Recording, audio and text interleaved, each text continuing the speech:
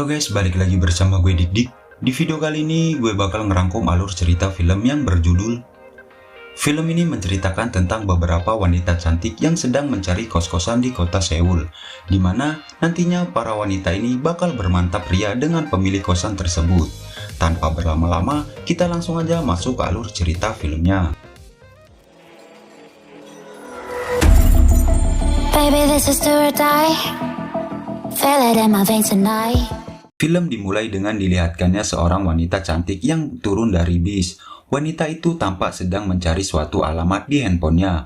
Dia bernama Nozomi. Dia sedang mencari alamat kos-kosan di sekitar situ. Sampai akhirnya dia menemukan alamatnya. Lalu terlihat wanita lain yang juga mendatangi alamat kos-kosan itu. Saat berada di dalam kos-kosan itu, Nozomi langsung diberitahukan sedikit peraturan yang cukup mudah baginya oleh pemilik kos itu. Salah satunya harus membayar uang kos tepat waktu dan tidak boleh menyicil. Lalu pemilik kos itu terkesima melihat Nozomi yang begitu semok. Dia langsung membayangkan betapa nikmatnya jika ia bermantap ria dengannya. Nozomi ini berasal dari Jepang. Dia hanya ingin kuliah di Korea. Si pemilik kos menawarkan jasanya kalau Nozomi mau jalan-jalan ke kota. Ia siap mengantarkannya. Tak lama setelah itu, muncul wanita satu lagi yang bernama Jiong. Si pemilik kos dan asistennya langsung melongo melihat kecantikan Jiong. Jiong lama tinggal di Amerika. Dia kembali untuk melanjutkan kuliahnya di Korea. Si pemilik kos dan asistennya itu salah tingkah di depan Jiong sambil membayangkan bercinta dengannya. Sampai-sampai dia tidak sadar kalau burungnya bangkit dari kubur. Si pemilik kos dan asistennya itu bernama Jeho dan Henso. Jeho menegur Henso kalau jangan lagi bertingkah aneh di depan wanita cantik, apalagi sampai sakne. Henso tidak bisa menahannya karena pakaian wanita tadi begitu seksi, jadi dia tidak bisa menahannya. Henso ini adalah tukang bersih-bersih sekaligus koki di rumah kos-kosan itu. Meskipun beberapa masakannya tidak enak.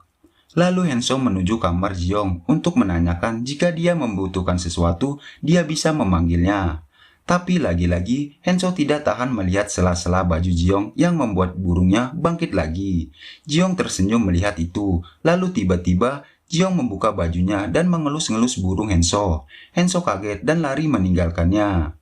Baru beberapa langkah, dia langsung ditarik sama Nozomi untuk minta tolong membetulkan lampu yang mati di kamarnya. Saat lagi memperbaiki lampu, Nozomi berada di bawah Henso yang membuat lagi-lagi burungnya bangkit. Dan dia membayangkan bermantap ria dengannya. Henso kabur lagi dari Nozomi dan menuju toilet. Di sana, dia melihat celana dalam wanita yang ketinggalan. Tanpa pikir panjang, dia mencoba mencium celana dalam itu sambil membayangkan Nozomi atau Jiong. Saat lagi asik-asiknya, Jeho mempergokinya dan menyuruhnya untuk keluar dari toilet. Lalu tampak seorang wanita lagi yang mencari alamat kos-kosan itu. Dan ternyata wanita itu adalah adik dari pemilik kos. Dia meminta pada Jeho untuk mengizinkannya untuk tinggal di kos-kosan itu bersamanya. Dia sudah bosan tinggal lama di Amerika. Jeho sebenarnya tidak ingin adiknya tinggal bersamanya. Tapi mau gimana lagi, akhirnya dia memberikan kamar kosong untuk adiknya itu. 지혜야. 야, 6개월이 뭐야?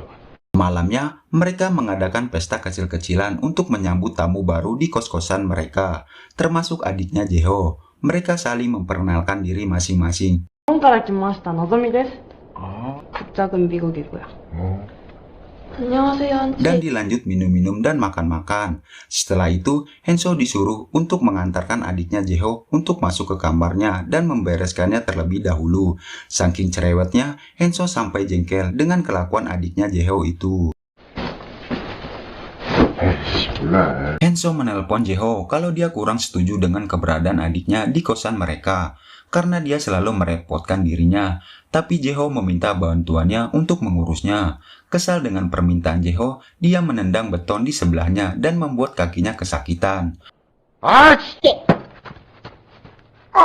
Nozomi yang berada di dapur melihat Henso berjalan pincang. Dia menanyakan apa yang telah terjadi padanya. Lalu Nozomi mencoba untuk memberikan perawatan pada kaki Henso. Bukannya kesakitan, Henso malah ngeliatin sela-sela baju Nozomi yang membuat burungnya bangkit lagi. Nozomi yang melihat itu tidak tahan untuk mengelus-ngelus burungnya Henso. Dan akhirnya mantap-mantap pun terjadi.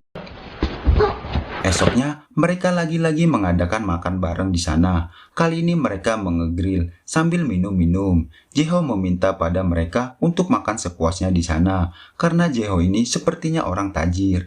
Jadi, untuk urusan makan-makan, dia semua yang bakal bayarin. Ji-young yang terlihat pendiam lalu mendekati Jae-ho, seperti sedang merencanakan sesuatu padanya. Saat mereka semua lagi asik makan, Ji-young membisikkan Jae-ho untuk pergi ke suatu tempat.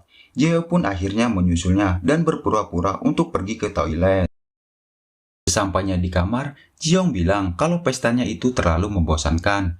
Dia merayu Jae-ho untuk bermantap pria dengannya. Saat itu Han-so keluar dari kamarnya dan mendengar suara pemersatu bangsa dari kamar Ji-young. Dia mencoba untuk mengintipnya dan melihat Jae-ho dan Ji-young sedang bercocok tanam. Lalu tiba-tiba adiknya Jae-ho ikut mengintip di belakang Han-so. Han-so kaget dan menyuruhnya untuk pergi. Tapi adiknya Jae-ho bilang kalau dia ingin mencoba enak-enak juga dan minta diajarin sama Han-so.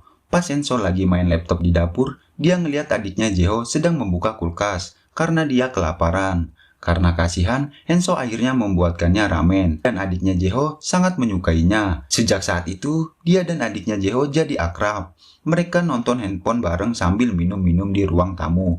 Sampai Han-so tidak sengaja menyemburkan minuman ke baju adiknya Jae-ho karena ngeliat gambar lucu di handphonenya. Karena basah, dia membuka bajunya dan meminta Han-so untuk membuka BH-nya juga.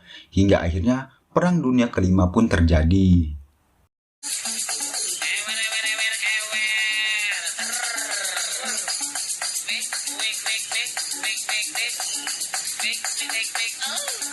Esoknya, Jae-ho pergi ke dapur untuk mengambil minuman. Sampai adiknya juga datang dan mendatangi Han-so yang lagi cucian. Jae-ho curiga dengan tingkah mereka yang tiba-tiba jadi akrab.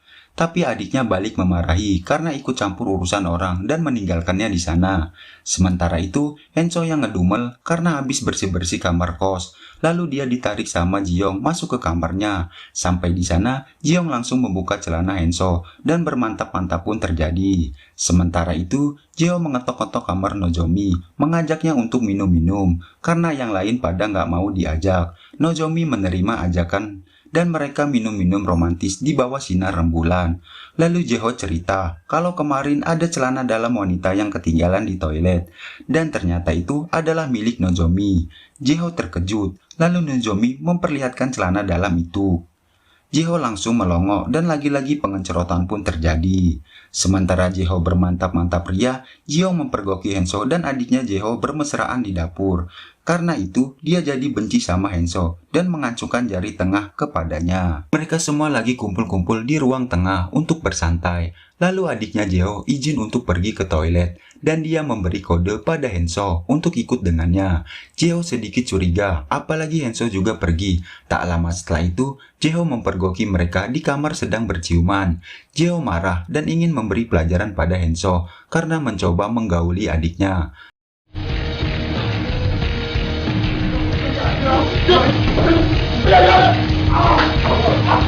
Suasana di sana jadi amburadul. Terlebih lagi, Nozomi ikut-ikutan ribut sama adiknya Jae-ho. Setelah itu, Jae-ho meminta pada Han-so dan adiknya untuk meninggalkan tempat itu dan mencari tempat tinggal lainnya.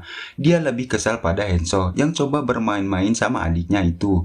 Han-so mengakui kesalahannya dan meminta maaf. Tapi Jae-ho tetap meminta Han-so untuk pergi dari situ. Karena kejadian itu, Jae-ho jadi galau setengah mati. Dia sedikit menyesal karena sudah mengusir temannya itu. Esoknya, Han-so benar-benar akan meninggalkan tempat itu dengan membawa koper. Tapi Jae-ho berubah pikiran dan balik minta maaf. 야, 이 새끼야. Han-so pun tidak jadi pergi dari kos-kosan itu. Dan Jae-ho kini lebih ikhlas Han-so berhubungan dengan adiknya. Jae-ho dan Han-so ngobrol satu sama lain. Karena sebenarnya Jae-ho iri sama Han-so karena dia lebih tajir darinya. Hanya saja Han-so memilih untuk mencari jalannya sendiri. Dan akhirnya film pun berakhir. Itulah tadi alur cerita film dari Family Hostel. Jika kalian suka dengan video ini, jangan lupa tinggalkan like, comment, and subscribe. Gua Dik Dik pamit undur diri, salam pengencerotan.